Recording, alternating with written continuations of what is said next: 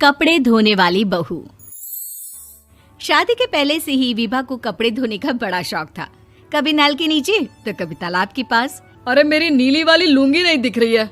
विभा की अम्मा, कहाँ रखी है लुंगी? अरे वो तो विभा ने परसों ही धोकर रखी थी आपकी अलमारी में, देखो वहीं होगी। वो ना मैंने आज धो दी, मुझे लगा कि गंदी हो गई होगी। अरे कैसे गंदी हो गई थी? उसे तो मैंने पहना भी नहीं। हे भगवान, इस लड़की के कपड़े धोने की आदत से परेशान हो गया हूँ मैं।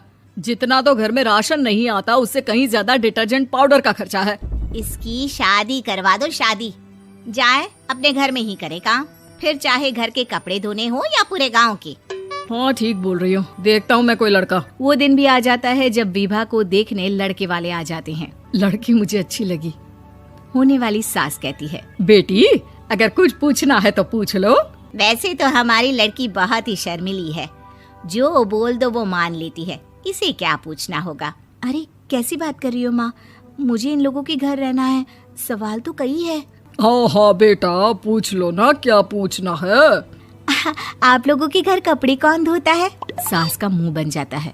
देखो, अगर तुम ये कहना चाहती हो कि तुम्हें कपड़े धोने नहीं आते तो सुन लो, कपड़े मैं ही धोती हूँ, लेकिन तुम्हारे आ जाने के बाद मैं रुमाल तक नहीं धोऊंगी। अरे चुप रहना भाग्यवान, बहू बेचारी घर आई नहीं, उसे डराना शुरू कर दिया।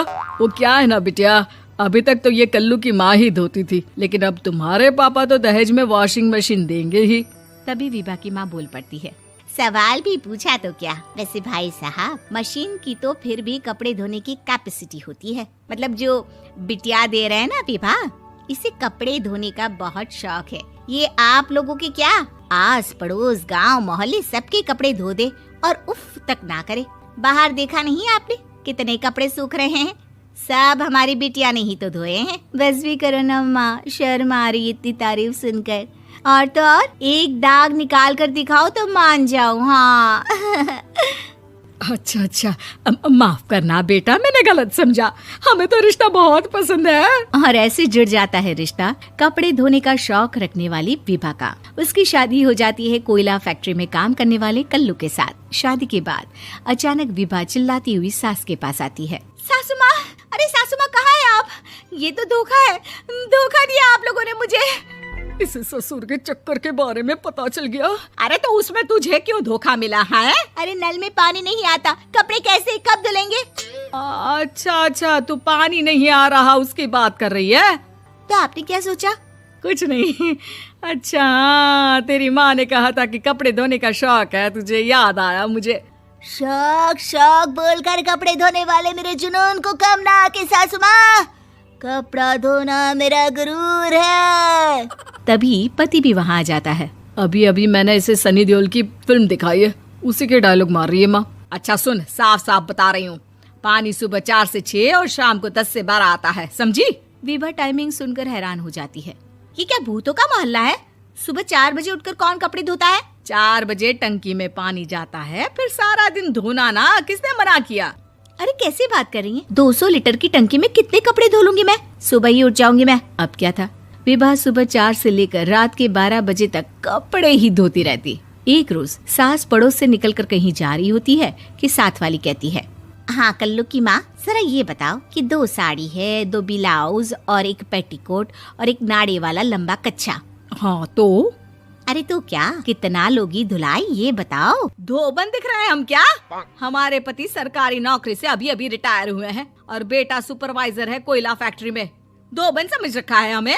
हाय रे कल्लू की अम्मा, माफ कर दो, वो तो मोहल्ले में यही सब बता रहे थे कि तुमने बहू को कपड़ा धुलवाने के काम में लगा दिया है। सास को पड़ोसन की बात सुनकर गुस्सा आ जाता है। वो घर पहुंचती है जहां घर के बाहर ही इतने सारे कपड़े सूख रहे होते हैं जितने कि किसी धोबन के घर पर। अरे ओ कल्लू की दुल्हन, बाहर निकल। माँ जी यहीं आ जाओ, बाथरूम में चादर धो रहे हैं हम। अरे अभी हम धोते हैं, तुमको बाहर निकलो। ये आस पड़ोस वाले बोल रहे हैं कि हम बहू से कपड़े धुलवा कर उसे कपड़ा धोने वाली बना दिए हैं। अरे छोड़ो ना माँ जी, किन लोगों की बातों में आती हो? आस पास के लोगों का तो काम ही होता है कि वो किसी तरह सास बहू को लड़ा दे। बहू सारे घर के कपड़े धोती है, ये क्या कम है? बोलिए। सास को भी लग जाता है कि वो बहू का ये सनकीपन नहीं छुड़वा सकती, इससे अच्छा है कि खुद ही चुप हो जाए।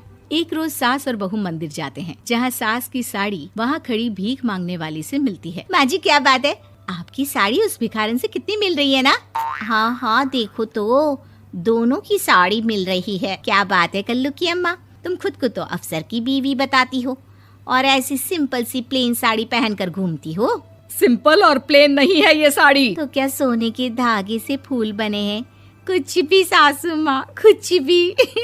हाँ बने थे इस साड़ी में सोने के धागे से फूल। मेरे पति लेकर आए थे मद्रास से स्पेशली मेरे लिए 10,000 की। ताहे भाई साहब इस भिखारन के लिए भी सेम टू सेम साड़ी लेकर आए होंगे 10,000 की। सास उस वक्त तो कुछ नहीं कहती, लेकिन बहू के साथ घर आती है और अलमारी से एल्बम निकाल कर लाती है। ये साड़ी देख रही है, ये वही साड़ी है जिसे मैंने अभी पहना था। इस साड़ी में ये जो चमकदार फूल दिख रहे हैं ना, ये सोने के धागों से काटे गए हैं। लेकिन तू लोकल वॉशिंग मशीन ब्रश से घिस घिस कर सारे फूलों को निकाल कर साड़ी प्लेन कर दी। मुझे माफ कर दीजिए सासू माँ। और तो और, जब मैंने तुझे तेरी गलती के लिए कुछ नहीं कहा, लेकिन तूने तो सबके सामने मेरा मजाक ही बना दिया। क्यों? बहू को समझ में आ जाता है कि अब से उसका कपड़े धोना बंद।